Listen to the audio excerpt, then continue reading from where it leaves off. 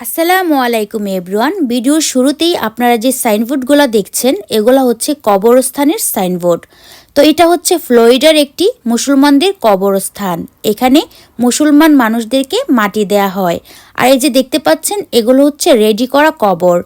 যারা এখানে কবর দিতে ইচ্ছুক থাকে, মুসলমান মানুষ যারা মারা যায়, যারা ওই ধরনের কবরস্থানগুলোতে মাটি দেওয়ার জন্য ইচ্ছুক থাকে, তারা এই ধরনের কবরগুলা কিনতে হয়। একটা কবর দিতে $5,000 লাগে। এই যে কবরগুলা দেখতেছেন, এই কবরগুলা কিন্তু কিনে দেন হচ্ছে মাটি দিতে হয়। তো এক একটা কবর দিতে মেবি $5,000 লাগে, আমার যদি ভুল না হয়, আমি যতটুকু জানি। তো যাই হোক, এখানে দেখতে পাচ্ছেন জানাজা দিতেছে। তো আজকে আপনাদের সঙ্গে আমি একটি মর্মান্তিক বিষয় শেয়ার করতে যাচ্ছি। যেই বিষয়টা দেখে বা যেই ভিডিওটা দেখে আমি আমার চোখের পানি ধরে রাখতে পারিনি। আমি খুবই কষ্ট পাইছি, খুবই ভয় পাইছি। এই যে দেখতে পাচ্ছেন একটি লাশ। এই লাশটি আমাদেরই বাংলাদেশি একটি বোনের লাশ, যেই বোনটি কিনা আমেরিকার ফ্লোরিডাতে বসবাস করতেন। আমেরিকার ফ্লোরিডারই একটি গ্যাস স্টেশনে ক্যাশিয়ার হিসেবে উনি জব করতেন। তো গত 2-3 দিন আগে এই বোনটিকে নৃশংসভাবে হত্যা করা হয়, খুন করা হয়। আর সেই বোনেরই এখানে জানাজা হচ্ছিল, মাটি দেওয়া হচ্ছিল। সেই ভিডিওটাই আপনাদের সঙ্গে আমি শেয়ার করেছি। আমি খুবই কষ্ট পাইছি, খুবই ভয় পাইছি, খুবই মর্মান্তিক একটা বিষয় এটা। আপনাদের সাথে আমি শেয়ার করতেছি এই কারণে।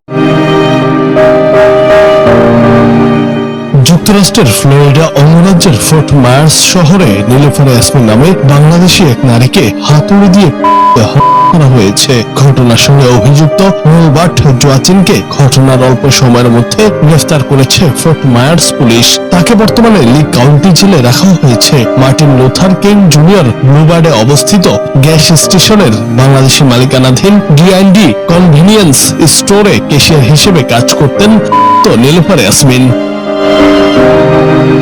স্টোরের ম্যানেজার ও সহ প্রতিষ্ঠাতা মোহাম্মদ শিপু গণমাধ্যমকে জানান, নীলুফার ইয়াসমিন 3 মাস আগে এই দোকানে ক্যাশিয়ার হিসেবে যোগ দেন। তার গ্রামের বাড়ি বাংলাদেশের লক্ষ্মীপুর জেলার চন্দ্রগঞ্জ উপজেলার 18 নম্বর কুশাখালী ইউনিয়নে। তার 16 ও 20 বছরের 2 কন্যা সন্তান রয়েছে। তাছাড়া স্বামীর সঙ্গে ডিভোর্স হওয়ার পর 2 মেয়েকে নিয়েই বসবাস করতেন তিনি।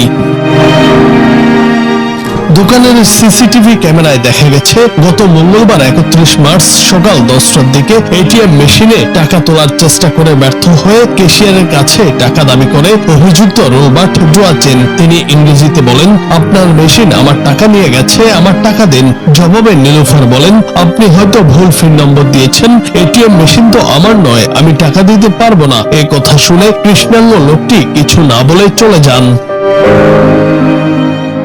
এরপর বৃহস্পতিবার 2 এপ্রিল ভোর 6:30টায় ফজরের নামাজ শেষে গাড়ি ভাঙার শব্দ শোনেন নীলুফার। তখন তিনি দোকান থেকে বের হয়ে এসে আপনি কি করছেন বলে এগিয়ে যান। তখন রোবার্ট আমাকে আমার টাকা দাও বলে তেড়ে এসে নীলুফারের হাতুড়ি দিয়ে আঘাত করে। এই ঘটনার একটি ভিডিও সামাজিক যোগাযোগ মাধ্যমে ছড়িয়ে পড়ে। এতে দেখা যায় বৃহস্পতিবার সকাল 7:14 ডিএনডি কনভিনিয়েন্স স্টোরের সামনে রোবার্ট প্রথমে নীলুফার ইয়াসমিনের গাড়ির উইন্ডশিল্ড ভাঙচুর করেন। এরপর নীলুফার দোকান থেকে বের হয়ে এলে রোবার্ট হাত দিয়ে তার মাথায় আঘাত করে। ফোর্ট মায়ার্স ফায়ার ডিপার্টমেন্ট ও ইমার্জেন্সি মেডিকেল সার্ভিসের সদস্যরা দ্রুত ঘটনাস্থলে পৌঁছে নীলুফার ইয়াসমিনকে উদ্ধার করে হাসপাতালে নিয়ে যান।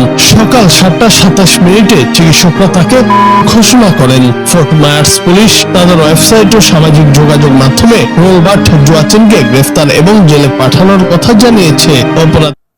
তো ভিডিওটা দেখে নিশ্চয়ই আপনারা বুঝতেই পারলেন যে কী কারণে বা কতটা নৃশংসভাবে বোনটাকে হত্যা করা হলো। হাতুড়ি দিয়ে পিটিয়ে বোনটাকে হত্যা করা হলো। তাকে কথা বলার কোনো সুযোগই দেয়া হলো না। সে নামাজ পড়তেছিল, নামাজ থেকে উঠে দেখে তার গাড়িটা ভেঙে ফেলতেছে। সে গাড়িটা দেখার জন্য বা লোকটাকে বাধা দেওয়ার জন্য জাস্ট বের হলো। বের হওয়ার সাথে সাথে তাকে কথা বলারও কোনো সুযোগ দিল না। সাথে সাথে নৃশংসভাবে তাকে হাতুড়ি দিয়ে পিটিয়ে তাকে মেরে ফেলা হলো। জায়গার মধ্যেই সে পড়ে মরে গেল। এটাই কি মানুষের জীবন? এই বোনটা কি জানতো যে সকালবেলা ফজরের নামাজটা পড়ার পরই তাকে পৃথিবী থেকে চলে যেতে হবে, তাও আবার এরকম নৃশংসভাবে? এই যে দেখতে পাচ্ছেন সাইনবোর্ডগুলো, এগুলো হচ্ছে কবরস্থানের সাইনবোর্ড। এটা কোন কবরস্থান সেটার সাইনবোর্ড এটা। তো এটা হচ্ছে ফ্লোরিডার একটি বিশাল বড় কবরস্থান মুসলমানদের। তো আপনারা হয়তো ভাবতে পারেন এই কবরস্থানে এমনি এমনি মাটি দেওয়া যায়, না না, এমনি এমনি মাটি দেওয়া যায় না। আমেরিকাতে একটা মানুষ মরে যাওয়ার পরেও শান্তি নাই, সেই লাশটাকে মাটি দেওয়ার জন্য হাজার হাজার ডলার খরচ করতে হয়। এই যে দেখতে পাচ্ছেন কবরস্থান, এখানে একটা কবর দিতে $5,000 মতো খরচ করতে হয়, কারণ কবরের জায়গাটা কিনতে হয়, কবরটা কিনতে হয়, দেন হচ্ছে মাটি দিতে হয়। যারা গরিব অসহায়, যাদের টাকা নেই, কবর কিনতে পারে না, তো এখানে বিভিন্ন ধরনের কমিউনিটির লোকজন আছে, বিভিন্ন সংস্থা আছে, কমিউনিটি আছে, বিভিন্ন গ্রুপ আছে যারা কিনা এই ধরনের অসহায় গরিব মানুষদের কবরগুলা ওরা টাকা উঠিয়ে, চাঁদা উঠিয়ে, টাকা জমিয়ে দেন হচ্ছে কবর কিনে কবর দিয়ে থাকে। আর যাদের টাকা আছে তারা তো নিজের টাকা দিয়েই কবর দিয়ে থাকে। কিন্তু আমি আপনাদের সাথে যেটা শেয়ার করতে যাচ্ছি, আমেরিকাতে একটা কবর দিতে কমপক্ষে $5,000 মতো খরচ হয়, কারণ ওই জায়গাটা কিনে দেন হচ্ছে কবর দিতে হয়। এই যে দেখতে পাচ্ছেন এটা একটা কবর, তো যাকে কবর দেওয়া হয়েছে তার নাম, তারপর হচ্ছে তার অ্যাড্রেস, আর হচ্ছে যে তারিখে কবরটা দেওয়া হয়েছে ওই তারিখটা মানে চিহ্নিত করে রাখা হয়, যেন পরবর্তীতে সেই কবরটা তার আত্মীয়স্বজনরা এসে দেখতে পারে। তো যাই হোক, আমেরিকাতে মরার পরও মানুষের শান্তি নাই। আমেরিকাতে যদি মাটি দেয় $5,000 মতো খরচ করতে হয়, আর যদি আমেরিকাতে মাটি দিতে না চায়, যার যার দেশে পাঠিয়ে দিতে চায়, সেই ক্ষেত্রেও কিন্তু প্লেন ভাড়া আরও আনুষঙ্গিক অনেক খরচ থাকে, ওইখানেও এরকম $5,000-6,000 মতো খরচ হয়। তো বুঝতেই পারছেন, মরে যাওয়ার পরও হাজার হাজার ডলার্স খরচ করতে হয় একটি লাশের পেছনে। তো এটাই হচ্ছে আমেরিকান লাইফ। তো এই যে দেখতে পাচ্ছেন এটি হচ্ছে পুরাটাই হচ্ছে কবরস্থান, বিশাল বড় কবরস্থান। তো এখানে এমনি এমনি কবর দেওয়া হয় না, টাকা খরচ করে বা হাজার হাজার ডলার্স খরচ করেই কবর দিতে হয়। তো এইগুলো দেখতে পাচ্ছেন রেডি করা কবর, ওরা রেডি করেই রাখে, লাশ নিয়ে যাওয়ার পর সাথে সাথে এই কবরগুলোতে কবর দিয়ে দেওয়া হয়। তো যাই হোক, কি আর বলবো, এই আপুটার ভিডিওটা দেখে আমি খুবই কষ্ট পাইছি, খুবই ভয় পাইছি, খুবই আতঙ্কিতও হয়েছি। অ্যাকচুয়ালি আপনাদের সাথে আজকে এই ভিডিওটা শেয়ার করার আমার একটাই কারণ, পৃথিবীর কোনো মানুষই কিন্তু নিরাপদ না। প্রত্যেকটা দেশেই কিন্তু ক্রাইম হয়, পৃথিবীর এমন কোনো দেশ নাই যেখানে ক্রাইম হয় না। হয়তো কোনো দেশে একটু বেশি ক্রাইম হয় বা কোনো দেশে একটু কম হয়, আমেরিকাতেও কিন্তু ক্রাইম হয়। অনেক সময় অনেক ধরনের দুর্ঘটনা বা বিভিন্ন মর্মান্তিক ঘটনার কথা কিন্তু আমরা শুনতে পারি। কিছুদিন আগেও একটি মেয়ে, একটি মেয়ে রাতের বেলা বাসায় ফিরতেছিল, হঠাৎ অ্যাক্সিডেন্ট করে মারা যায়। তো এরকম মাঝে মধ্যেই আমরা এরকম বিভিন্ন ধরনের আতঙ্কিত ঘটনা শুনতে পারি। তো এটাই, পৃথিবীর যেখানে যে প্রান্তে মানুষ থাকুক না কেন, কোনো মানুষই নিরাপদ না। আমরা কোনো মানুষই বলতে পারবো না যে কখন আমাদের লাইফে কখন কি হয়ে যায় বা কিভাবে আমাদের মৃত্যুটা হবে, আমরা নিজেরাও জানি না। এই যে আজকে আমি আপনাদের সঙ্গে ভিডিওতে কথা বলতেছি, ভিডিও শেয়ার করতেছি, কালকে আমি বাঁচবো কিনা, আমি নতুন করে আবার জীবন শুরু করতে পারবো কিনা, সেটা কিন্তু আমি জানি না। কারণ কোনো মানুষেরই লাইফের কোনো গ্যারান্টি নাই, কার যে কখন মৃত্যু হবে আমরা কেউই সেটা জানি না। আর সেই মৃত্যুটা কি ভালোভাবে হবে নাকি খারাপভাবে হবে, নৃশংসভাবে হবে নাকি ঘরে বসে হবে, সেটাও কিন্তু আমরা জানি না। এই যে বোনটার জানাজা হচ্ছে দেখতেই পারতেছেন, এখানে অনেক অনেক বাঙালি ভাইয়েরা আছে, বিভিন্ন মুসলমান ভাইয়েরা আছে। তো সবাই মিলে বোনটাকে জানাজা দিয়ে মাটি দিয়ে দিল। বোনটা তো পৃথিবী ছেড়ে চলে গেল, কিন্তু তার যে দুইটা মেয়ে আছে পৃথিবীতে, সেই মেয়ে দুইটার কি হবে বলেন? তারা কি আর মাকে পাবে? শুনেছি বোনটার নাকি হাজবেন্ডের সাথে কোনো সম্পর্ক নেই, ডিভোর্স হয়ে গেছে। সে ইনকাম করে দুইটা মেয়েকে নিয়ে ফ্লোরিডাতে থাকতেছে। তো দোয়া করি এই বোনটার যে দুইটা মেয়ে আছে, আল্লাহ যেন ওদেরকে ভালো রাখে, সুস্থ রাখে, কোনো একটা ব্যবস্থা করে দেয়। যার কেউ নেই তার তো আল্লাহই আছে। এখন ওই বোনটার যেহেতু হাজবেন্ডের সাথে ডিভোর্স হয়ে গেছে, তার মেয়েদেরকে নিশ্চয়ই আল্লাহই কোনো একটা ব্যবস্থা করে দিবে, তাই না?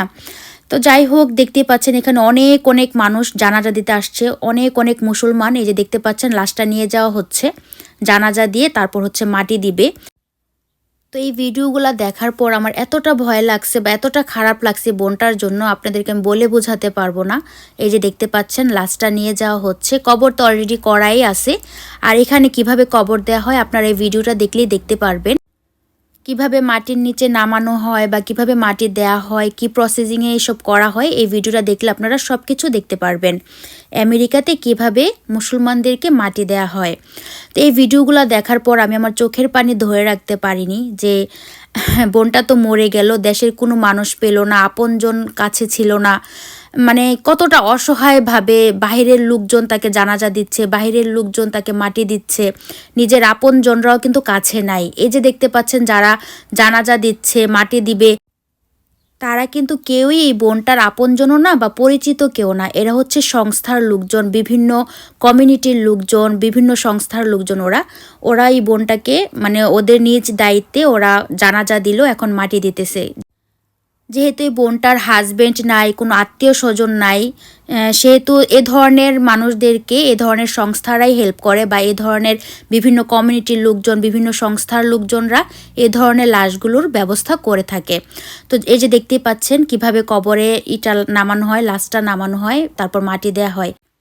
এখানে কিছু কিছু কোম্পানি আছে বা সংস্থা আছে যারা কিনা এই ধরনের অসহায় মানুষদেরকে, যাদের কোনো আত্মীয় স্বজন নাই, টাকা পয়সা নাই বা কোনো পরিচিত লোকজন নাই, ওই ধরনের মানুষদের লাশগুলোকেই তারা তাদের নিজ দায়িত্বে সবাই মিলে, কমিউনিটির সবাই মিলে নিজ দায়িত্বে টাকা খরচ করে এভাবে কবর দিয়ে থাকে।